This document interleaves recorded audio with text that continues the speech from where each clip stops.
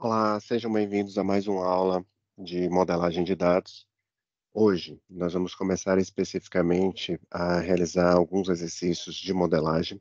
Eu costumo brincar que para se andar de bicicleta, de fato, você vai ter que subir na bicicleta e começar a pedalar. Então, a ideia da aula de modelagem de dados hoje é iniciar agora uma série de resolução de exercícios.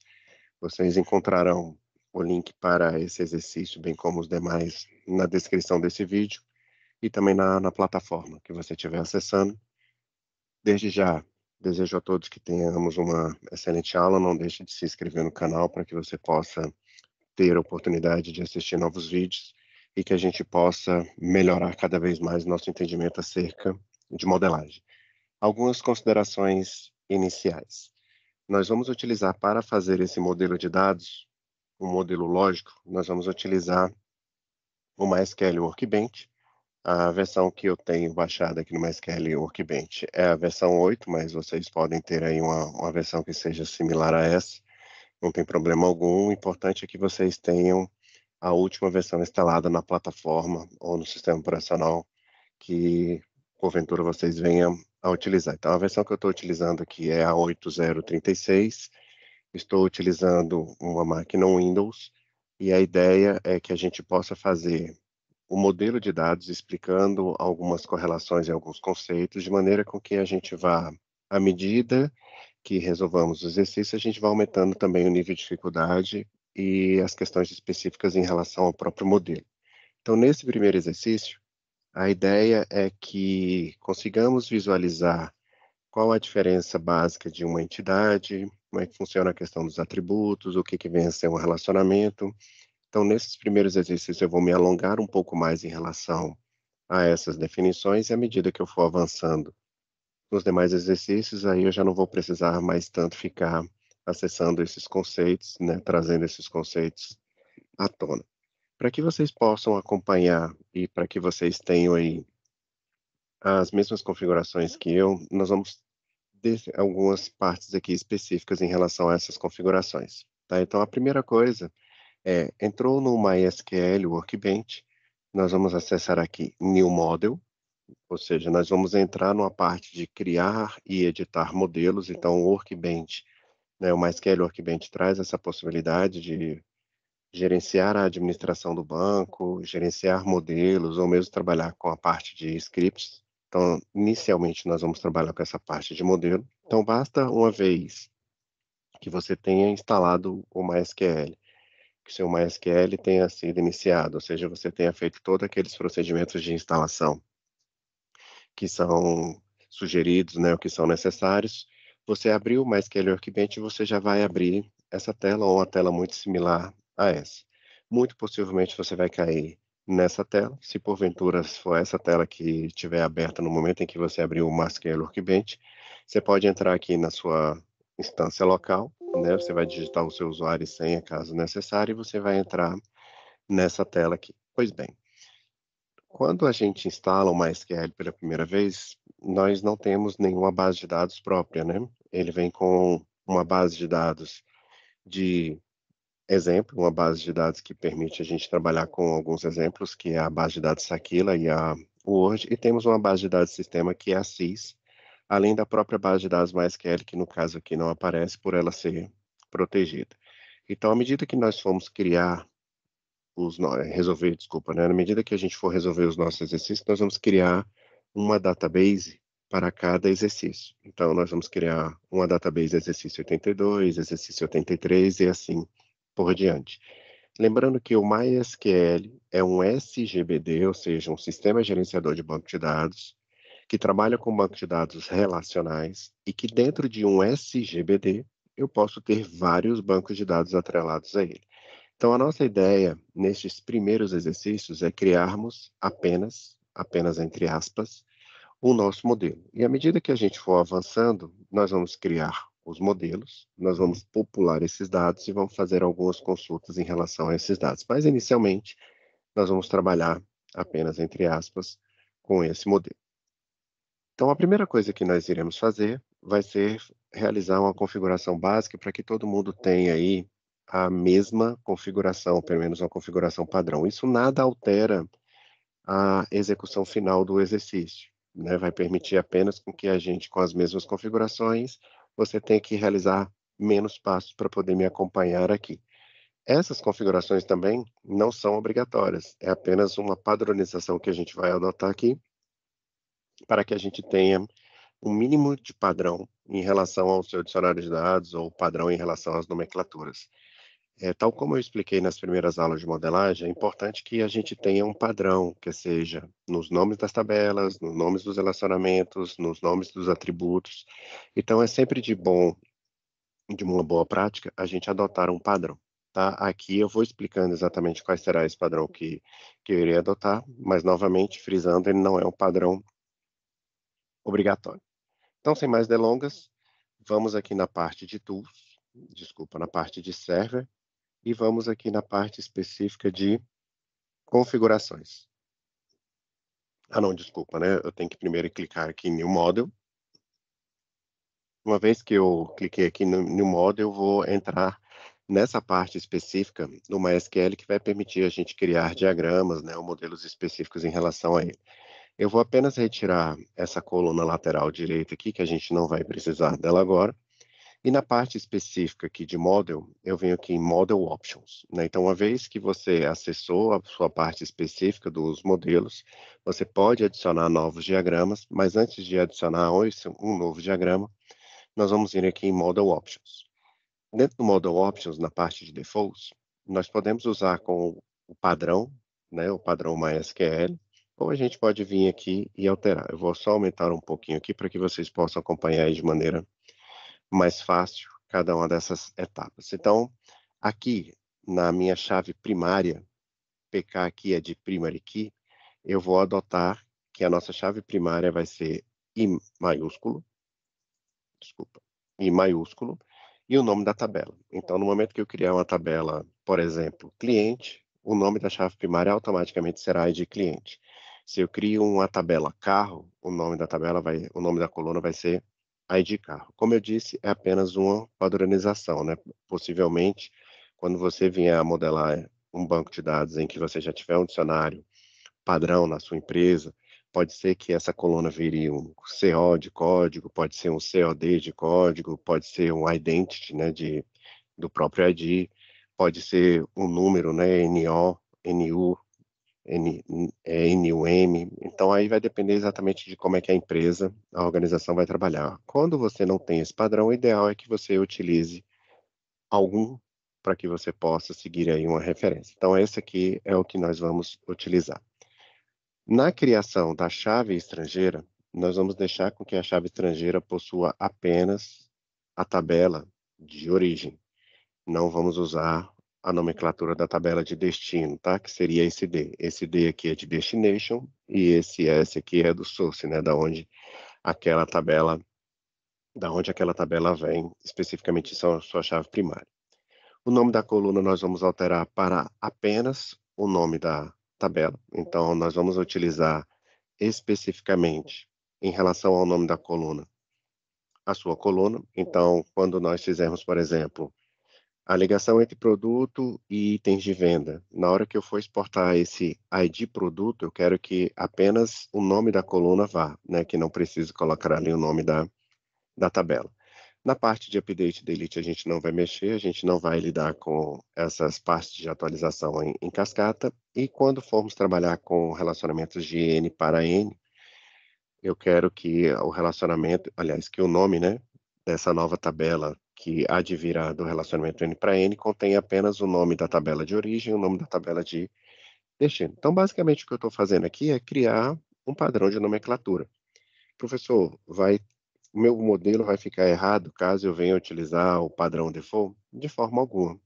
Apenas o nome da coluna vai ficar diferente, apenas a nomenclatura vai ficar diferente, mas o banco de dados vai funcionar do mesmo jeito. As demais configurações eu não vou alterar, eu vou permanecer aqui com as mesmas configurações. E à medida que a gente for avançando aqui, em relação a essa parte, a gente vai alterando, caso necessário. E por último, aqui na parte de diagrama, essa eu vou apenas colocar aqui o Show Column Flags, que são algumas informações acerca se o campo é not nulo, se o campo porventura tem alguma flag específica, né, de auto-increment, então eu gosto de deixar isso aí de maneira com que a gente consiga visualizar de uma maneira mais fácil. Pois bem, então uma vez feitas essas configurações, eu vou vir aqui especificamente agora e vou criar o meu diagrama, tá? Então eu vou clicar aqui na parte específica do diagrama, ele vai abrir para mim uma tela que vai permitir eu inserir as minhas tabelas e relacionamentos. Novamente eu vou retirar aqui esse painel à direita que nós não iremos utilizar. E vamos começar agora, de fato, a criar o modelo. O que que é o modelo? Nada mais é do que uma representação gráfica das minhas entidades, dos meus atributos e dos meus relacionamentos, haja vista que estou trabalhando num banco de dados relacional. Então, nada mais é do que como se fosse, entre aspas, a planta de uma casa. Então, eu não vou ter a casa de fato, mas eu vou ter como essa casa deve ser construída, qual deve ser os cômodos, quais cômodos se ligam a tais cômodos. Então, aqui, na verdade, eu vou ter uma representação gráfica de como os meus dados devem ser organizados para que, uma vez o banco de dados criado, porque eu vou criar o meu banco de dados a partir do meu modelo, uma vez que meu banco de dados tenha sido criado, eu possa fazer a persistência de dados, né? Eu possa inserir dados neste banco de dados. Então, a primeira coisa que nós iremos fazer, como uma boa prática, vai ser clicar aqui do lado esquerdo, onde está escrito aqui, ó, MyDB.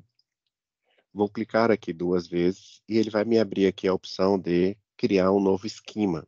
No MySQL 8, ele utiliza a mesma nomenclatura que o Oracle, onde esquema, para esse nosso caso aqui, é equivalente a um banco de dados, tá? Existe uma diferença aí, sui generis, né, bem tênue em relação ao que é um esquema e o que é um database, mas em relação ao MySQL, nós podemos considerar que um esquema é um database. Em outros bancos de dados, a gente pode ter vários bancos de dados dentro de um esquema, tá? Aqui no nosso caso, como vamos estar utilizando o MySQL 8, né, a versão 8, ele entende que equivale, na verdade, né, que um esquema é um database. Então, eu vou colocar aqui, só a título de organização, que o nome do database vai ser exatamente o número do exercício, tá? Exercício 82. Não vou alterar nenhuma outra informação, nem a parte específica aqui, né, do meu collection, e nem a parte específica aqui, desculpa, né, e nem a parte específica aqui do meu character set. Vou deixar ele como padrão. Depois nós podemos entrar em alguns detalhes aqui de qual seria o melhor, né, para o Brasil, em regiões, vamos colocar assim, temos língua portuguesa.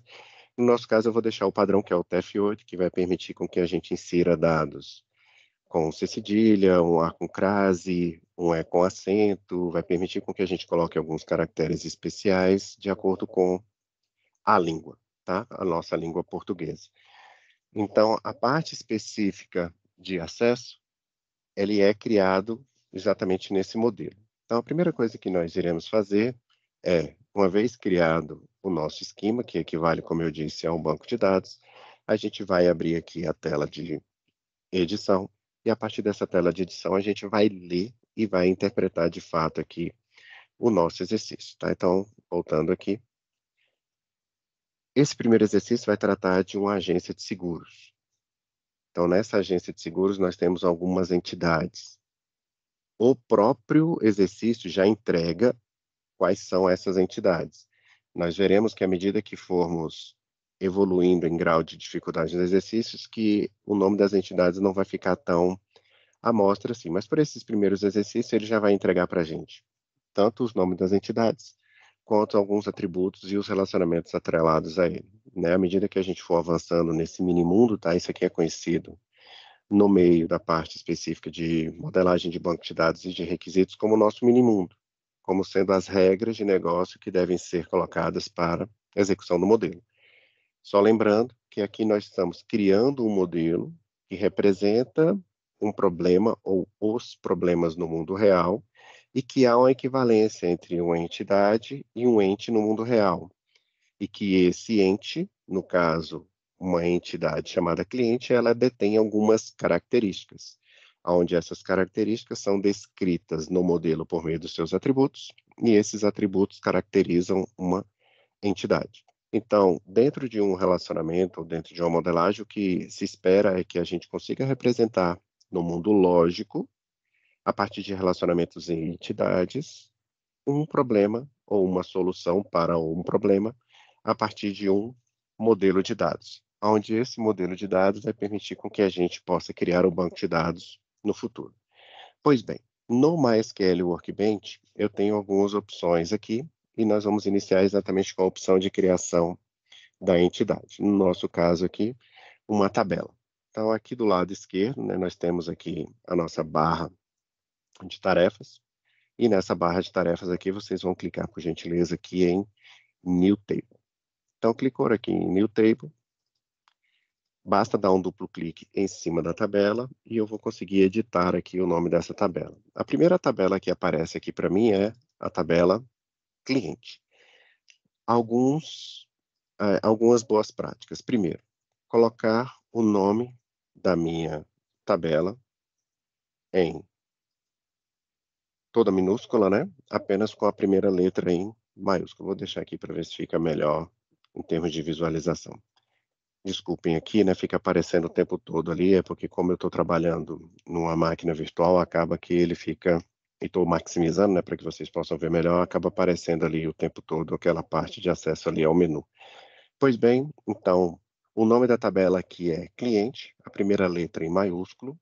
Neste caso, evita-se colocar caracteres especiais, evita-se colocar espaço, evita-se colocar acento, e sugere-se que todas as tabelas, a não ser que você tenha uma necessidade muito específica, que todas as tabelas, os seus nomes, né, que sejam substantivos e que fiquem no singular. Então, no nosso caso, a nossa tabela vai se chamar cliente, que é uma das entidades colocadas aqui neste modelo, aonde a primeira coluna nesse caso, lembre-se que eu fiz a configuração de maneira com que, à medida que eu for acessando a minha tabela na primeira vez, ele já vai criar para mim a minha coluna ID cliente, que nesse caso será a minha chave primária. Então, a ID cliente, o ID e o nome da tabela, né? Então, ele já pega aqui o nome da tabela, e eu vou colocá-la aqui que ela vai ser minha chave primária, tá? Então, quando eu marco essa flag aqui, PK, ele está dizendo que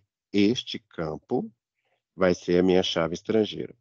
Nós vamos adotar em todos os exercícios, a não ser naqueles que tiver uma regra que me diga o contrário, que não me permita executar dessa forma, nós vamos criar todas as nossas chaves primárias como chaves artificiais. O que é uma chave primária artificial? É uma chave em que eu, banco de dados, eu, SGBD, controlo qual será a numeração e o conteúdo dela. Então, a primeira vez que eu inserir um cliente nessa base de dados, essa numeração será 1. O segundo cliente será 2 e assim por diante. Isso para a área de ciência de dados é o padrão, é uma boa prática que a gente adota justamente para que você não fique refém de uma mudança especificamente dentro daquele dado. Então, vamos imaginar que a ID cliente na minha base de dados seja os 6 primeiros dígitos do CPF, ou o RGM, né, uma matrícula, por exemplo. Só que se porventura eu vier a trabalhar, no caso, né, vamos pensar aqui numa instituição como o SENAC. O SENAC, como bem sabido, ele tem vários centros, né? Ele tem várias escolas espalhadas, né? Centros de aperfeiçoamento de ensino. Então, considerando que eu possa vir a fazer uma referência junto com a base de dados do CEP, do plano piloto, com a base de dados com o CEP do Gama, com o CEP de Santa Maria, se porventura vier a juntar essas bases, pode ser que eu tenha um problema de duplicação em relação àquele RGM, em relação àquela matrícula. Então, se eu tenho, por exemplo, mais de um supermercado, né? Então eu tenho mais de uma filial, e eu vier a trabalhar, por exemplo, com a numeração especificamente de um produto ao qual venha, por exemplo, a ser utilizado o código padrão, pode ser que lá na frente eu tenha algum problema em relação a determinar qual é este ou aquele produto, ou no caso do primeiro exemplo do Senac, qual é este ou aquele aluno. Então, para que a gente não tenha esse problema na hora de importar os bancos de dados, a gente costuma trabalhar isso com chave artificial. Isso não quer dizer que a gente não possa ter duplicatas, isso não quer dizer que você não possa ter problemas em relação a juntar essas bases. Só que como eu controlo de maneira artificial, a minha base de dados fica menos suscetível à mudança de regras, considerando que, por exemplo, o RGM do Senac pode ser hoje composto de curso, então vamos imaginar, o código do curso é 07, mais os 6 primeiros dígitos do CPF, mais o ano de matrícula. Se porventura essa regra vier a ser alterada, eu vou ter que vir alterando todos os alunos, nesse caso, que já foram um dia matriculados. Ou eu vou ter que criar uma linha de base e dizer, olha, a numeração em vigor a partir de março de 2024 era essa, então permanece daqui para trás essa numeração, a antiga, e passa-se a adotar aqui a numeração nova. Um exemplo bem prático para a gente visualizar isso é a questão de placas de carros. Imagine um sistema em que você controle placas de carros de 10 anos atrás, em que você tinha aqui no Brasil 3 letras e 4 números e a UF, né? E a gente adotou, alguns anos atrás, a gente adotou o padrão do Mercosul. Então, a própria base de dados do Detran, caso ela não tenha sido trabalhada dessa forma, muito possivelmente deve ter sido feita uma alteração na minha chave primária lá para que eu comportasse agora essa nova nomenclatura, né, de letras e números no padrão do Mercosul. Pois bem, então este, como eu disse, será o nosso padrão adotado. Não quer dizer que a gente não possa ter vir problemas de integração, mas esses problemas ficam minimizados. Pois bem, marcado aqui ele como chave primária, ele já marca de maneira automática a minha flag de not null. Lembrando o nosso conceito de chave primária, é um atributo que identifica dentro de uma tabela um registro em relação aos outros. Então, eu não posso ter duas pessoas com o mesmo código dentro de uma tabela cliente, e para que eu tenha essa especificação, para que eu tenha justamente essa correlação e diferenciação, eu tenho a chave primária. Então, eu não posso ter duas pessoas com o mesmo código, e esse código, a minha chave primária, é quem vai identificar esse registro perante os demais. Não posso ter, por regra, nos bancos de dados relacionais, bancos de dados onde a minha chave primária é nula. Não posso ter chaves primárias onde os valores sejam iguais, né? Os valores devem ser únicos. E essa chave, ela não pode ser colocada, né? Ela não pode ser gerenciada ou armazenada de qualquer forma, né? O banco de dados vai prever com que o armazenamento dessa chave ele fique num local, entre aspas, especial para que eu possa ter uma indexação muito melhorada em relação a buscar esses dados por meio dessa chave e a ter um relacionamento com a outra tabela que onde ela vai ser uma chave estrangeira. Então, o banco de dados entende que esse atributo como chave primária, ele não é um atributo comum. Além da parte semântica, que é não poder ser nulo, não poder se repetir, tem toda uma questão também de performance em relação às constraints, em relação aos índices, que dentro da parte específica de arquitetura de banco de dados, depois a gente pode entrar em maiores detalhes em relação a isso. Por fim, nós vamos colocar que essa tabela, esse campo, desculpa, de cliente, ele vai ser um int. Nesse caso aqui, a gente poderia mudar para small int, caso eu tivesse uma numeração que fosse necessária fosse menor, né? Então, imaginando que eu tivesse uma necessidade menor de números para serem trabalhados, eu poderia vir aqui e alterar e colocá-lo, por exemplo, como um small int, né? Poderia vir aqui e fazer uma mudança para o small int. Vamos deixar como padrão como int, mas depois eu vou entrar em detalhe exatamente como é que a gente pode fazer essa alteração. Vou deixar aqui como int sem especificar nenhuma quantidade específica de bytes a serem reservados. Nos próximos exercícios, eu entro em maiores detalhes em relação a quando escolher um int, um small int, um tiny int, ou quando mesmo você precisa especificar uma quantidade de bytes aqui em relação ao int. E, para finalizar, nós vamos marcar esse atributo, o ID cliente, como sendo um autoincremente. O autoincremente é a possibilidade dentro do MySQL de criar um código artificial à medida que eu for inserindo os registros nessa base de dados. Primeiro registro 1, segundo registro 2 e assim por diante. Então, como é que ficou aqui? O ID cliente é a minha chave primária na tabela cliente, aonde este é not nulo e autoincremente, né? Notem que se eu aumentar aqui um pouquinho, deixa eu aumentar o zoom aqui, só um minutinho, deixa eu aumentar um pouco o zoom aqui nessa tabela.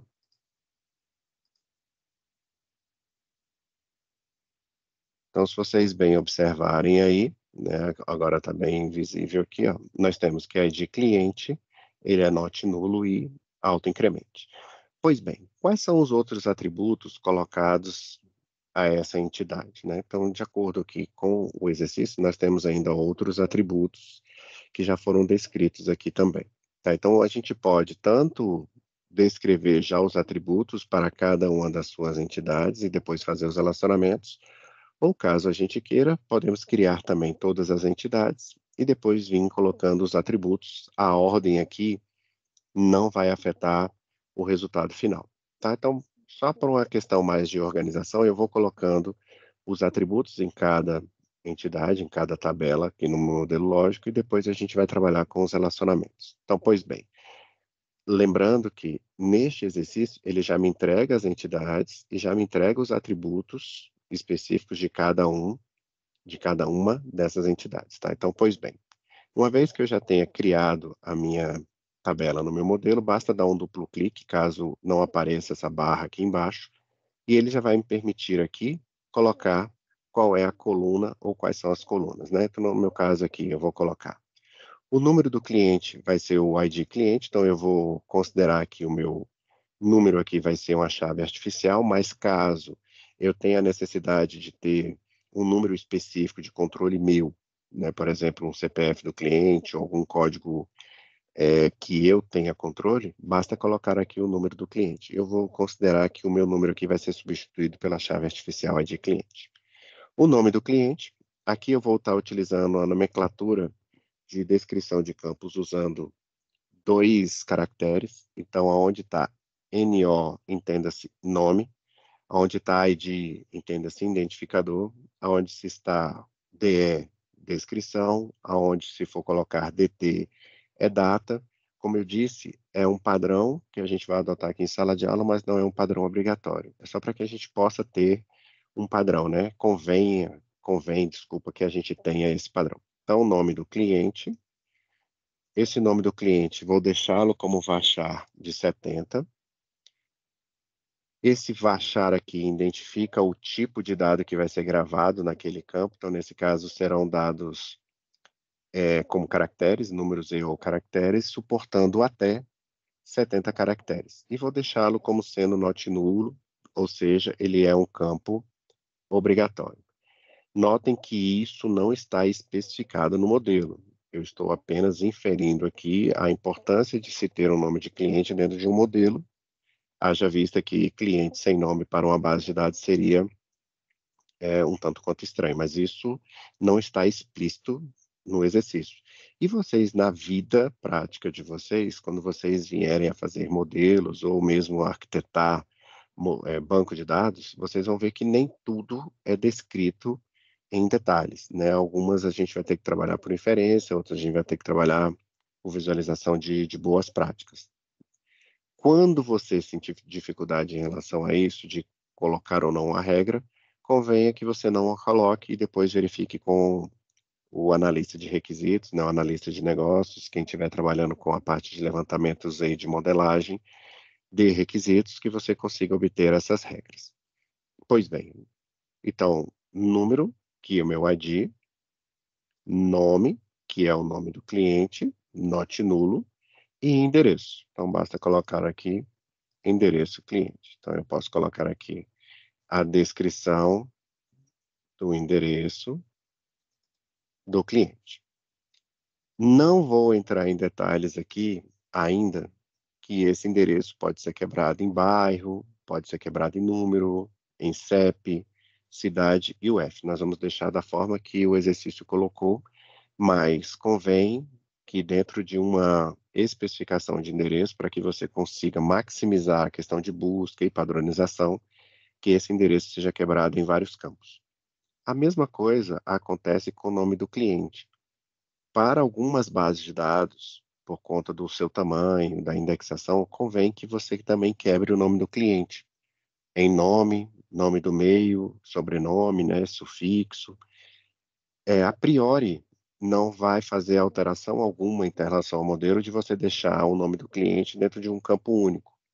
Mas à medida que você cresce o banco de dados e que porventura você queira trabalhar com especificações mais detalhadas, você pode chegar nesse nível de quebra, vamos colocar assim, né? Quebrar o seu nome em nome, sobrenome, nome do meio e sobrenome. Então, mas isso vai advir muito da questão da regra de negócio. As bases de dados atualmente permitem ter uma velocidade muito maior hoje de quebrar esse campo, ou pesquisar por parte desse campo, né? Então, se eu vou pesquisar lá, por exemplo, João das Couves Abobrinha. Eu consigo pesquisar todas as pessoas que têm o nome lá Abobrinha.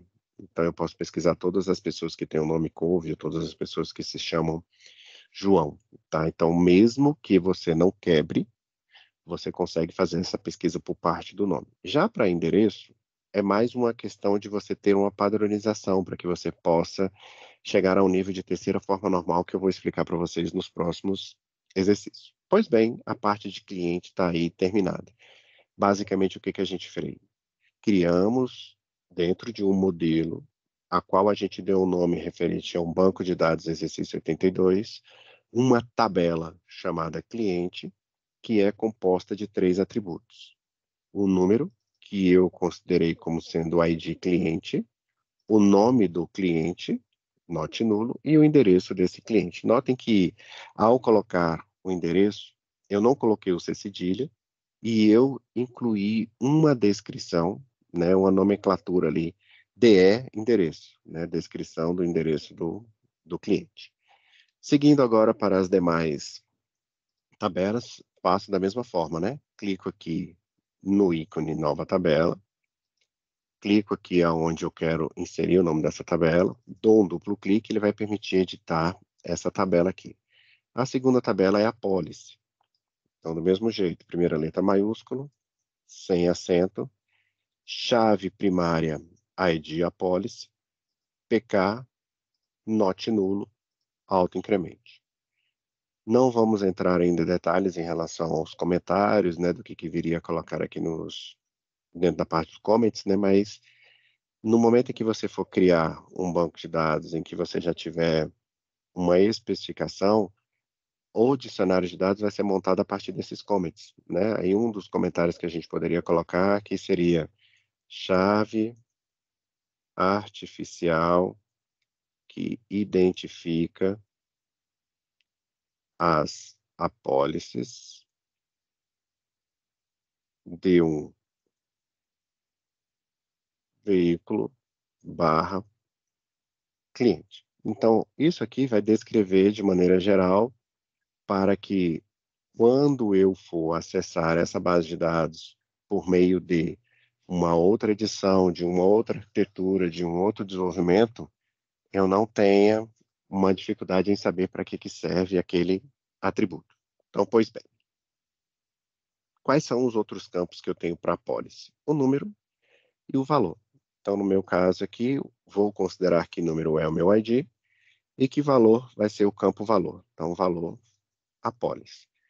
Vou considerar que nesse meu caso aqui, eu vou trabalhar com moeda, né? Então, eu vou colocar aqui um valor até bem alto, 18,2, onde decimal aqui identifica que eu vou armazenar um número, onde nesse número eu vou ter 18 posições e vou ter uma precisão de duas casas decimais. Ou seja, eu vou poder colocar um valor de R$ 1.000,22, R$ 7.000,33. Então, o campo, nesse caso, o tipo decimal, vai me permitir guardar os valores no padrão que a gente tem de moeda no Brasil. Logicamente, isso vai depender do valor que vai ser inserido, da regra de negócio que vai ser inserido. Isso não está especificado no exercício e vocês sempre têm que observar isso, que, por exemplo, se eu estiver trabalhando dentro de um posto de gasolina, os valores colocados para a gasolina, né, de cada litro, ele não trabalha com duas casas decimais, né? Trabalham com três até quatro casas decimais. Se você estiver trabalhando com bolsa de valores, o valor de uma ação ou o valor de um título dentro do Tesouro Direto, ele vai ter mais de 2 casas decimais, mas o final, quando você pagar por aquela ação, que é um valor em moeda nacional, no caso, os reais, aí ele vai ter 2 casas decimais. Então, para o valor enfim, né, na venda, vai ser em reais, mas na hora de fazer o cálculo e a precificação da quantidade de ações, pode ser que você precise de mais de 2 casas decimais. Pois bem, não vamos fazer os relacionamentos ainda, estou preocupado a priori somente com as minhas entidades e os seus atributos. E vamos continuar aqui, agora eu vou fazer isso agora de uma maneira mais rápida, porque a gente vai seguir agora o mesmo padrão. Então vamos criar aqui uma chave primária para a de carro. Os campos que a gente tem será registro, então vou colocar aqui número do registro, eu não sei exatamente se esse registro é um Renavan, qual seria esse registro, vou deixá-lo aqui como um número, vou deixá-lo como um int, vou deixá-lo como not nulo. Notem que aqui também estou trabalhando com inferência, porque essas informações não se encontram nesse modelo, até porque é um modelo bem simples, né? A ideia aqui não é entrar em detalhes especificamente de cada regra de negócio ou de cada domínio especificamente de cada campo, é mais para ensinar para vocês como é que se identificam as entidades, como é que se identificam os atributos e os relacionamentos entre eles. E por último, nós temos ali marca. Então, a descrição, novamente seguindo aquela regra, né? Descrição da marca do meu veículo. Poderia colocar aqui também, né? Veículo, e poderia colocar aqui número do registro do veículo, não, desculpa, carro, né? Eu botei ali, não é veículo, é carro. Perfeito. Vou aumentar aqui um pouquinho para vocês visualizarem, né? Então, é de carro. Nossa, toda vez que eu aumento, ele aparece esse menu aí, desculpa. Descrição da marca do carro, número do registro do carro e a ID do carro. Pois bem, terminada então a parte de carro, vamos para a próxima tabela. Então, na próxima tabela aqui, nós temos acidente. Então, a tabela acidente, novamente, o ID acidente como PK e autoincremente, a data do acidente. Então, a data, eu vou deixar a data e hora do acidente dentro de um mesmo campo, tá? Então, data, hora, acidente. Mas, novamente, a gente poderia colocar um campo para data e um campo para hora. Só que no MySQL você tem um campo que permite a gente trabalhar com ambas informações, né? Que seria o date time. Então, ele guarda tanto hora quanto a data. E, por fim, a descrição do local, que vou deixar aqui como varchar de 100 e vou deixá-la como também not null. Pois bem, temos então aí agora, já colocado aqui, as minhas 4 entidades e, na parte específica dessas entidades aqui, os seus atributos. Então, basicamente, o que a gente tem aqui é uma descrição de quais são as minhas entidades e, agora, uma descrição em relação aos seus atributos. Então, o primeiro passo no modelo de dados relacional é você identificar exatamente essas entidades. Você poderia partir especificamente para a descrição dos seus atributos e fazer os relacionamentos, ou fazer os relacionamentos dos seus atributos, como eu disse, a ordem dos fatores aí não altera o resultado final. Vou diminuir aqui um pouco o zoom, deixar aqui 150, para que fique mais fácil a gente visualizar aqui essas informações. Então vamos lá. Então aqui na policy, ele quebrou aqui um pouquinho, né? Não ficou. Deixa eu ver se eu aumento aqui. Se eu aumentar e voltasse ele melhora aqui. A minha resolução não melhorou. Ah, agora sim. Pois bem. Então vamos colocar aqui então agora os relacionamentos. Então, a primeira coisa que a gente vai fazer é, de fato, interpretar o texto e, a partir dessa interpretação, a gente vai trabalhar com os relacionamentos. Lembrando, né, fazendo aqui uma remissão em relação aos relacionamentos, que dentro de um modelo relacional eu tenho 3 tipos de relacionamento em termos de cardinalidades, né, e 2 tipos em relação à sua execução quanto chave primária. Nós temos os relacionamentos em relação à cardinalidade, aqueles que são 1 para 1, e 1 para N e N para N. Então, eu posso ter um relacionamento de 1 para 1, usuário e login, por exemplo, um relacionamento de 1 para N, por exemplo, um cliente e várias apólices, ou um relacionamento de N para N, Um cliente pode ter vários projetos, um projeto pode ser de vários clientes, né, se você considerar a parte de projeto como sendo possível para ser reunida em vários clientes. E temos duas formas de identificar esses relacionamentos, né? A linha pontilhada, que identifica um relacionamento não identificado, e a linha contínua, que identifica um relacionamento identificado. Pois bem, neste nosso caso, nós vamos utilizar como padrão que os relacionamentos serão do tipo não identificado, porque dentro do modelo de dados, especificamente no seu minimundo, não há nenhuma descrição que diga se ele é identificado ou não. Então, quando a gente não tem essa regra, nós assumimos por boa prática que os relacionamentos são não identificados. Qual a diferença básica de um relacionamento identificado para não identificado? É que a chave estrangeira, a qual eu vou estar associado à minha chave primária, ela participa ou não da minha chave primária. Eu vou mostrar um exemplo aqui depois, quando eu for colocar os relacionamentos, e aí eu mostro exatamente essa diferença. Então vamos lá. Um cliente, tá aqui, pode ter várias apólices. Então, uma apólice enxerga vários clientes. Não, né? Um cliente enxerga várias apólices. Então, eu posso ter a apólice do carro A, do carro B, eu posso ter a apólice do carro A que venceu em 2023, a apólice de seguro do carro A que vai vencer em 2024. Então, para o mesmo veículo, especificamente, né, eu posso ter várias apólices. Por eu ter a possibilidade de ter várias apólices ligadas a vários veículos, então possivelmente um cliente também pode ter, nesse caso, várias apólices, né? Porque ele pode manter aí um histórico de apólice em relação aos seus veículos, né? Ele pode tanto ter mais de um veículo, como ele pode ter mais de uma apólice para o mesmo veículo. Então, nesse caso, eu vou criar um relacionamento um para N. Então, nesse caso, eu clico em apólice, depois clico em cliente, e aí ele vai me mostrar esse relacionamento que a gente chama de pé de galinha. E como é que eu leio esse relacionamento, né? Então, ó, um cliente enxerga vários. Então, esse pezinho aqui de galinha identifica o N. Então, um cliente enxerga várias apólices. No momento em que eu crio este relacionamento, ele já automaticamente cria para mim aqui uma chave estrangeira.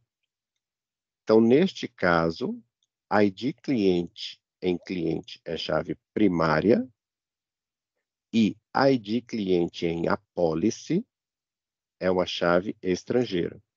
E essa chave estrangeira, por óbvio, está associada à minha chave primária em cliente. Então, o cliente pode ter, nesse caso, várias apólices. Só que esse pode, na nossa língua portuguesa, ele é não obrigatório, né? Então, esse pode é de pode ou não existir. Só que no exercício ele deixa ali claro, né? Pode ter várias apólices, mas é no mínimo uma, né? Então, eu vou ter que ter que, no mínimo, uma apólice para que aquele cliente seja meu cliente, vamos colocar assim, né? Então, no meu seguro, na minha empresa de seguro, eu não posso ter clientes que não tenham apólice, né? Em outras palavras, é isso que essa regra aqui quer dizer. Para eu cadastrar uma pessoa como sendo cliente na minha agência de seguros, ele precisa ter no mínimo uma apólice.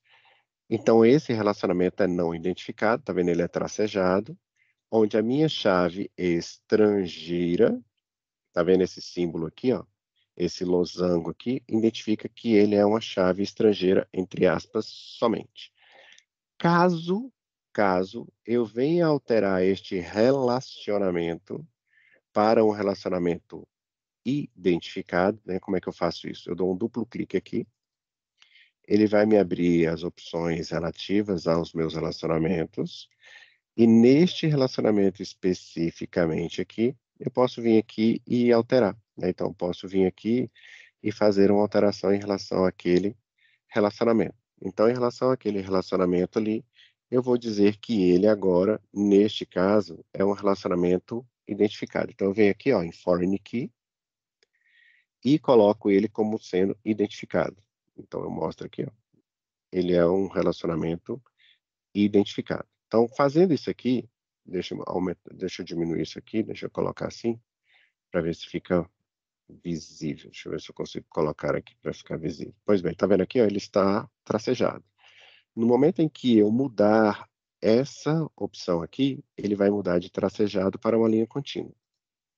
Pois bem, tá vendo? Mudei aqui e ele já mudou aqui para identificado. Notem que o símbolo agora ficou diferente, né? Ele saiu de um losango tracejado para uma chave. Isso quer dizer que esse ID cliente agora, como chave estrangeira, além de ser chave estrangeira, ele faz parte da minha chave primária.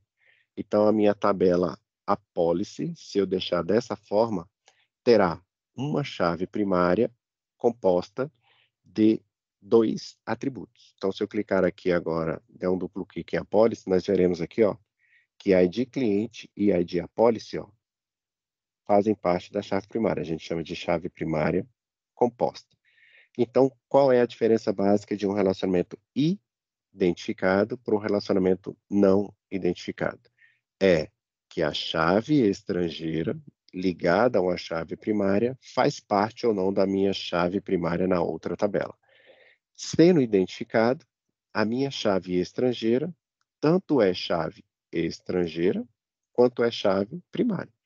Não sendo identificado, ele é apenas, tirando aqui, né, essa opção da PK, ele é apenas uma chave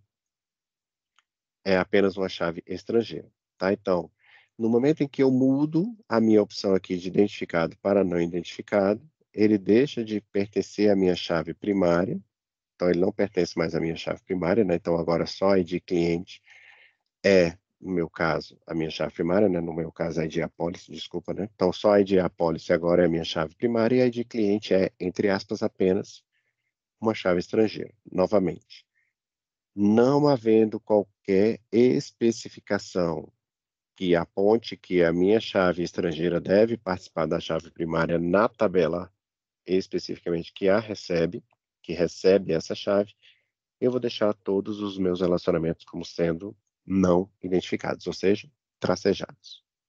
Então, o cliente pode ter várias apólices. Então, está aqui o meu relacionamento entre apólice e cliente. Seguindo, letra B. Cada apólice somente dá cobertura a um carro. Então, ó, cada apólice somente dá cobertura a um carro. No mínimo um. Então, a apólice só pode ter acesso a um carro. No mínimo uma. Então, aquela apólice só pode estar ligado a um carro. E um carro só pode ter uma apólice nessa regra, ou não? Não. Aí eu venho aqui na segunda e vejo que não é dessa forma, né? Então, a apólice de fato enxerga apenas um carro. Está aqui, ó, letra B.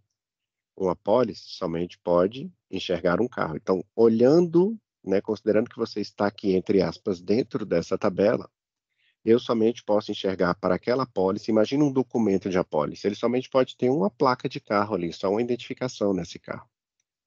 Já um carro pode ter várias apólices, né? Que, como eu disse, eu posso ter uma apólice que venceu em 2021, outra apólice que vence em 2022 e assim por diante. Então, não há que se considerar apenas nesse caso um requisito. Eu tenho que validar, nesse caso, os dois requisitos colocados aqui. Então, uma apólice enxerga apenas um carro e um carro pode enxergar mais de uma apólice. Então, novamente, eu venho aqui no relacionamento não identificado, clico aqui em apólice e clico aqui em carro. Opa, cliquei. Então, clico aqui em apólice e clico aqui em carro. Tá aí. Então, uma apólice enxerga um carro e um carro enxerga várias apólices. Para que você não se confunda, a minha chave estrangeira, ela sempre vai estar do lado N, tá? Então, até deixei aqui a dica aqui, ó. Uma chave estrangeira, ela sempre fica do lado N, estrangeira. Isso quer dizer que, do ponto de vista de carro, eu enxergo várias apólices, tá aqui, ó.